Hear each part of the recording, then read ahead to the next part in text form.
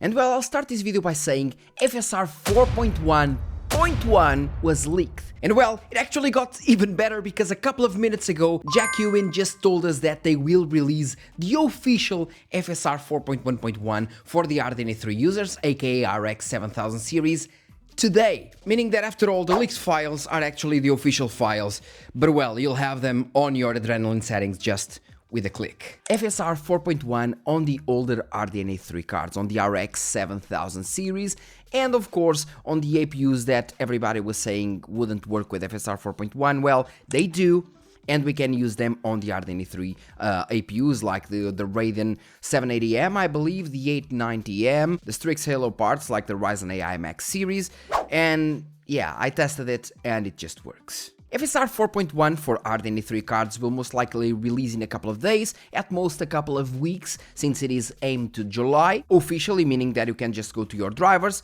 you can just press the slider that will appear here as soon as you go to the gaming section, graphics.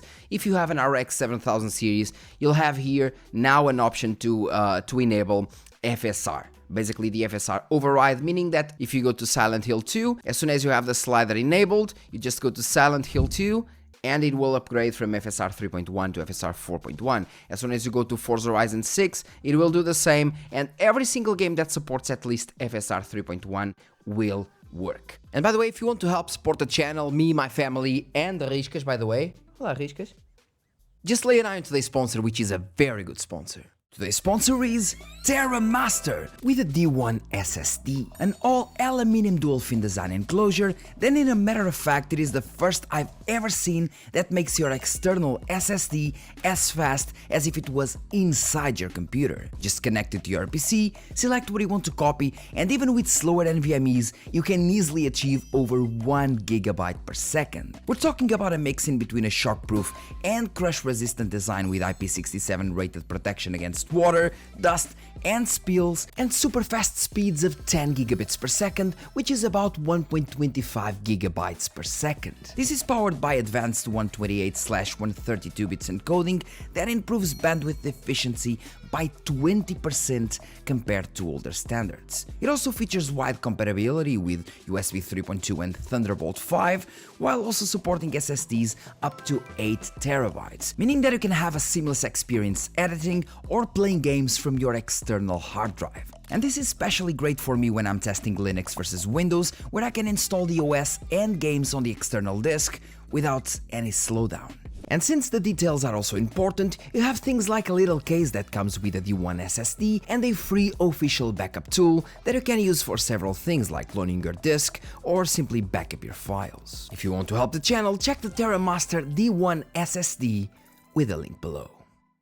And I can attest that, at least in some games that I tested, FSR 4.1.1 runs faster and generally looks better. I tested games like Cronos side by side as you're seeing right now. In Cronos, the performance difference is huge, and I mean literally huge. You can see a huge difference in between FSR 4.0.2c, basically the leaked INT8 file, and the FSR 4.1.1 that was leaked by Valve as well. And it just delivers much better performance. Same or better quality and much better performance. But as soon as you go to other games, let's say 007 First Light, the performance difference is just very minimal. So it kind of depends, I believe it kind of depends on the game, and if AMD already updated the algorithm for a certain type of game or a certain type of engine, I don't really know. Now, how to use FSR 4.1.1 right now? If you want to test it, well, you have the link for this Reddit post in the description saying FSR 4.1.1 INT8, I was gonna say Intel, INT8 has leaked through Proton Experimental of all places. It means that it was leaked on Linux.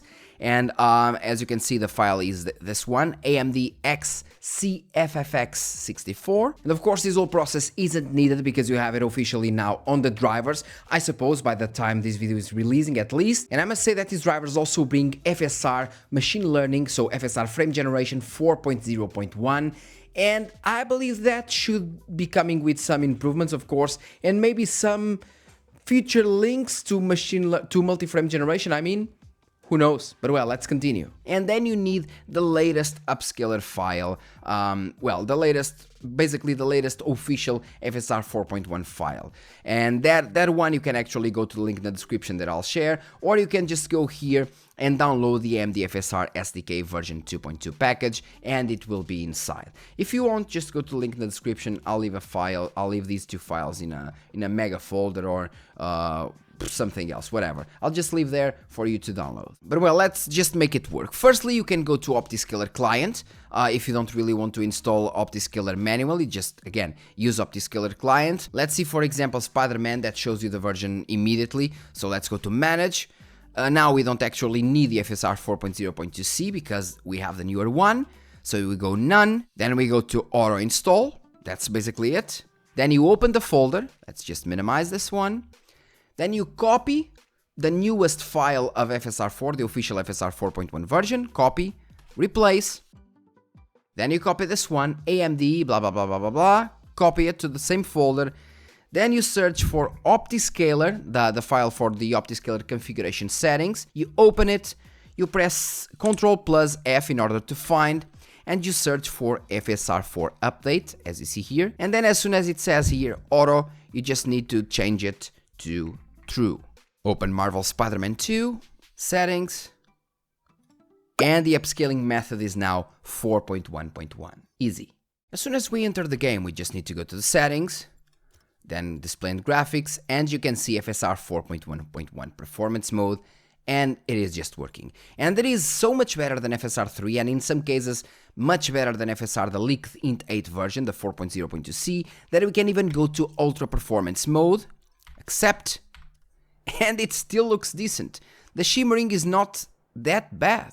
We do have shimmering in some case scenarios, but I mean, we are upscaling from 720p to 4K, and it still works decently well. Does it really make any sense, if I'm being honest? Not really, but it is just interesting to see that it works. And we can go back, just go to the performance mode, which should be the one that most people should be using, I guess, like performance balanced mode, and it looks much better, definitely.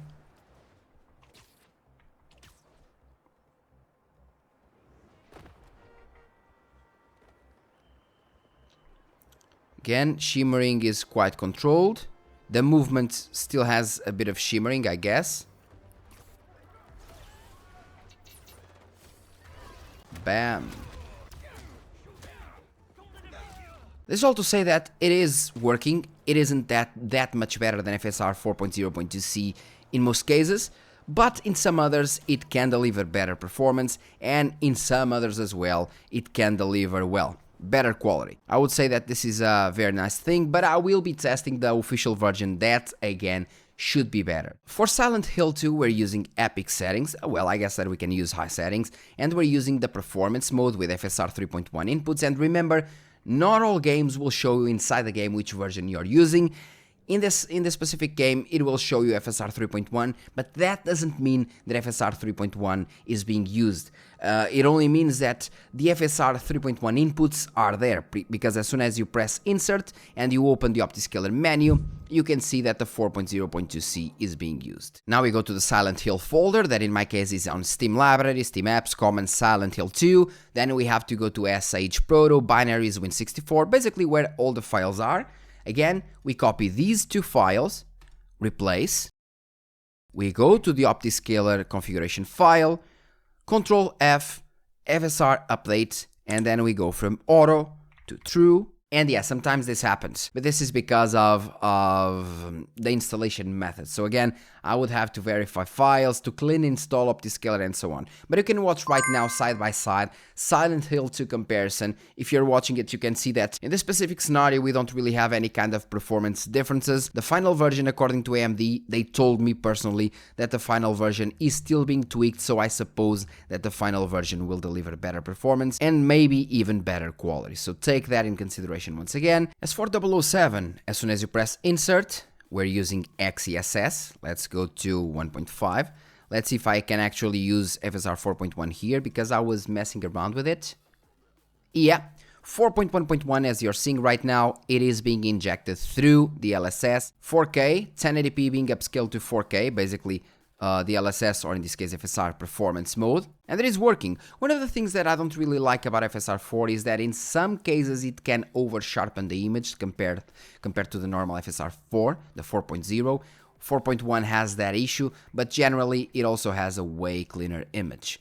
So I would say that's a win-win. And well guys, I won't extend myself much more here, I just really wanted to show you that it works. It doesn't really bring any huge improvement, especially since it isn't still official. As of now, I was just showing you that it works, and we have the leaked version that, again, will most likely be improved upon. So take that in consideration. Thank you very much for watching. Leave a comment in the comment section letting me know what you thought about this, about the performance, about the quality, if you already tested it, and if you are going to test it, leave a comment in the comment section, just letting me know as well, and see you in the next video, I guess. Cheers!